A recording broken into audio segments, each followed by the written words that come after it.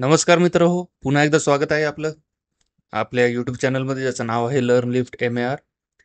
तर आज आपण बघणार आहोत जावास्क्रिप्टमध्ये कोणत्या पद्धतीने आपण जे डोम एलिमेंट्स आहेत ते मॉडिफाय करू शकतो. खूप काही मेथड्स आहेत. तर हा पहिला पार्ट आहे. याच्यामध्ये आपण 5 ते 6 मेथड्स घेऊया. चॅनलला नवीन असाल तर सबस्क्राईब करायला विसरू नका आणि व्हिडिओ शेवटपर्यंत पहा मित्र हो, तुम्हाला त्याच्याशिवाय कन्सेप्ट क्लिअर होणार नाहीत. तर व्हिडिओ जर तुम्हाला आवडला तर व्हिडिओला लाईक आणि शेअर करा. चला तर मग सुरुवात करूया. तर आपण विज्युअल स्टुडिओ कोडमध्ये आलेलो आहोत. तर जावास्क्रिप्ट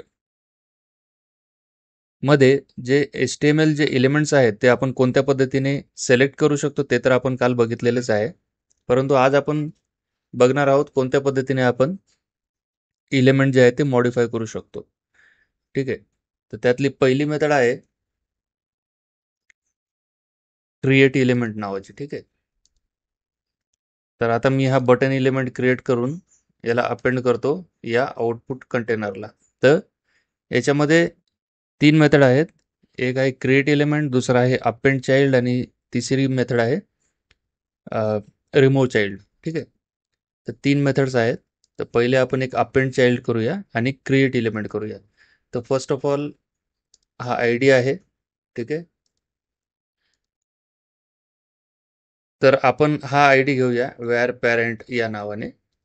ठीक आहे. Var parent equal to document dot get element by ID. ही सिलेक्शन मेथड आपण काल शिकलेली आहोत. तर या सिलेक्शन मेथडने आपण तो एलिमेंट सिलेक्ट करतोय. ठीक आहे. आता मला काय करायचं, वेअर बटन नावाचा एक एलिमेंट तयार करायचा आहे. तर मी काय करतो, डॉक्युमेंट डॉट क्रिएट एलिमेंट. ठीक आहे. Document dot create element. तर इथे मला एक बटन एलिमेंट क्रिएट करायचा आहे. ठीक आहे. त्या बटन एलिमेंटला मला एक क्लास ॲड करायची आहे. ठीक आहे. तर बटन एलिमेंटला मी कोणती क्लास ॲड करू शकतो, बटन. ठीक आहे. तर button dot add class, class name is equal to, ठीक आहे, class name is equal to button.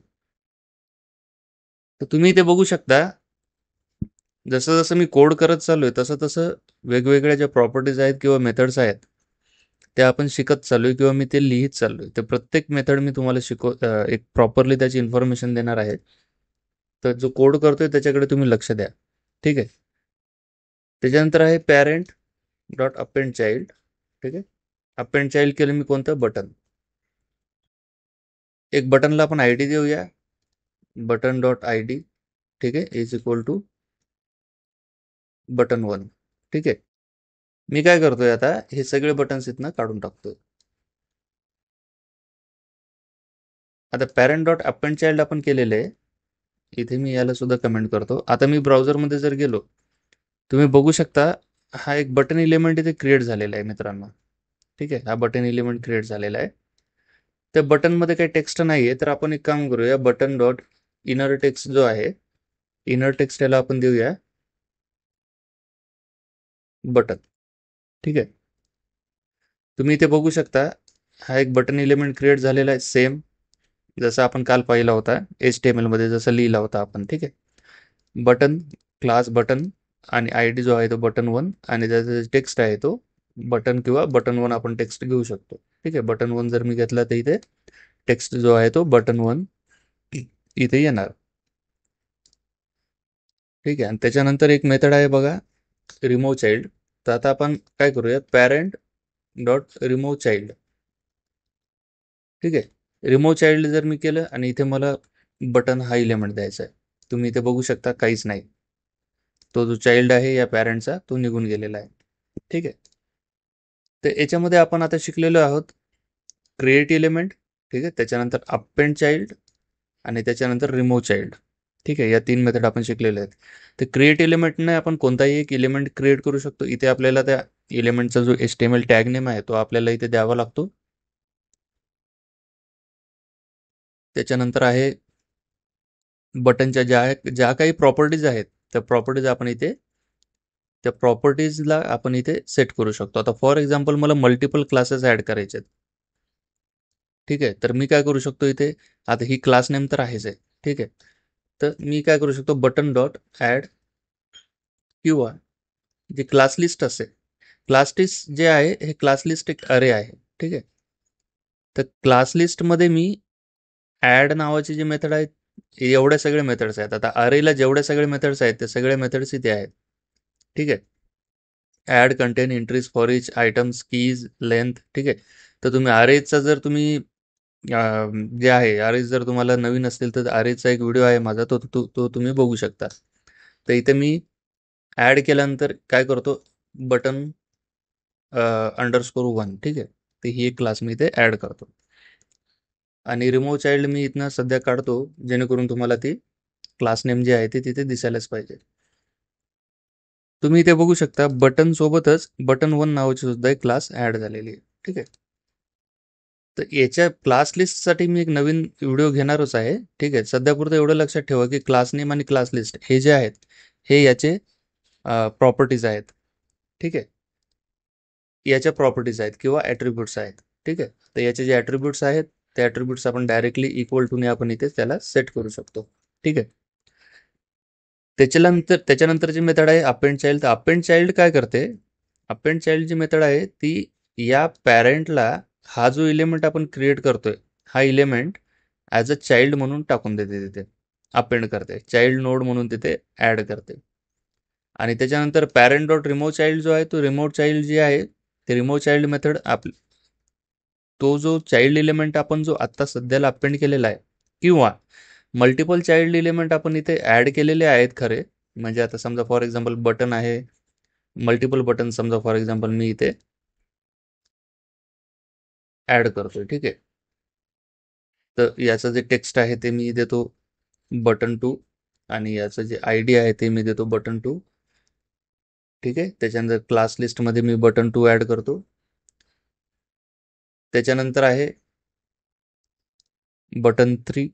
याचा सुद्धा मी टेक्स्ट देतो, आय डी देतो बटन 3 आणि टेक्स्ट जो आहे तो बटन 3 देतो. आणि इथे जे व्हेरिएबल आहे याला बटन 2. ठीक आहे. कारण की व्हेरिएबल सुद्धा आपल्याला द्यावे लागतात वेगळे. ठीक आहे. आणि त्याच्यानंतर आहे बटन 3.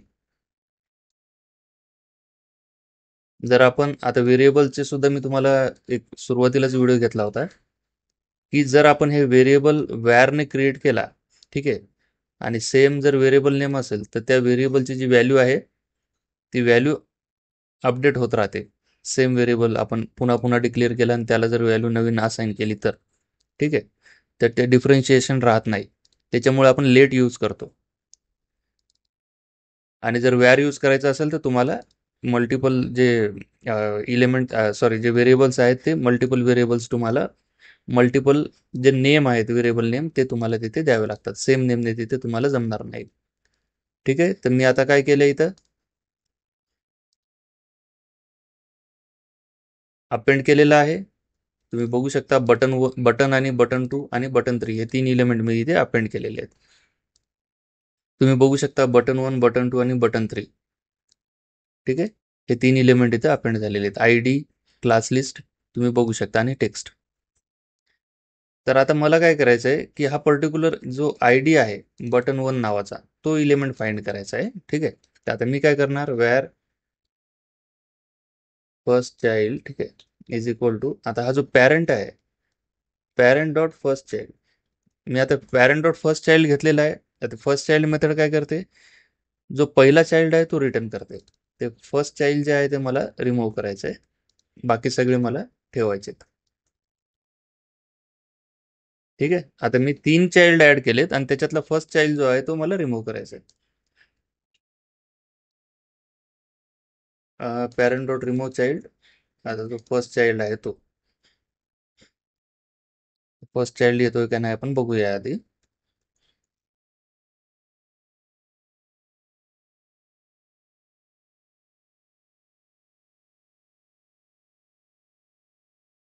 अच्छा, बरोबर, हे फंक्शन नाही आहे, हे ॲक्च्युली प्रॉपर्टी आहे. ठीक आहे. First child. किंवा आपण डायरेक्टली काय करू शकतो,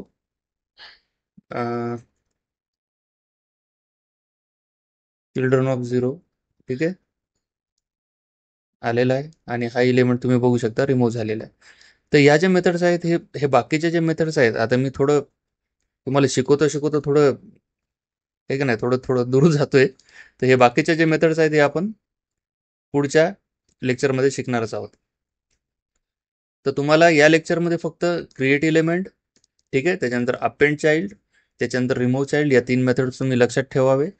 आणि हे जे बाकीचे जे ॲट्रिब्यूट्स आहेत, हे ॲट्रिब्यूट्स आपण कोणत्या पद्धतीने सेट करू शकतो, हे ॲट्रिब्यूट्सची एक तुम्हाला ब्रीफ इन्फॉर्मेशन मी दिलेली आहे. कारण की जेव्हा कधी तुम्हाला जर ॲट्रिब्यूट्स बघायचे असतील, ठीक आहे, तर ॲट्रिब्यूट्ससाठी तुम्ही एक बटन इलेमेंट किंवा डिव्ह इलेमेंट कोणताही तुम्ही क्रिएट करू शकता. त्या डिव्ह इलेमेंट्सचे जेवढे काही ॲट्रिब्यूट्स आहेत, ते ॲट्रिब्यूट्स सगळेच्या सगळे तुम्हाला इथे, किंवा बटन एलिमेंट्स किंवा पॅराग्राफ एलिमेंट किंवा स्पॅन एलिमेंट, तुम्ही कोणताही एलिमेंट इथे क्रिएट एलिमेंट थ्रू तुम्ही करू शकता. त्याच्या जेवढ्या काही अवेलेबल ज्या प्रॉपर्टीज आहेत किंवा ॲट्रिब्यूट्स आहेत, ते तुम्हाला इथे दिसतील. ठीक आहे. तर सेट ॲट्रिब्यूट आणि रिमूव्ह ॲट्रिब्यूट या 2 मेथड सुद्धा आहेत, ते सुद्धा आपण बघणार आहोत, ज्याच्याने आपण कस्टम ॲट्रिब्यूट्स असो किंवा मग जे आपले डिफॉल्ट ॲट्रिब्यूट्स असो ते आपण बघू शकतो. ठीक आहे. तर या व्हिडिओमध्ये एवढंच मित्रांनो. व्हिडिओ कसा वाटला तुम्हाला मला नक्कीच सांगा. व्हिडिओ आवडला असेल तर लाईक शेअर करा. चॅनलला सबस्क्राईब करायला विसरू नका मित्रांनो. धन्यवाद.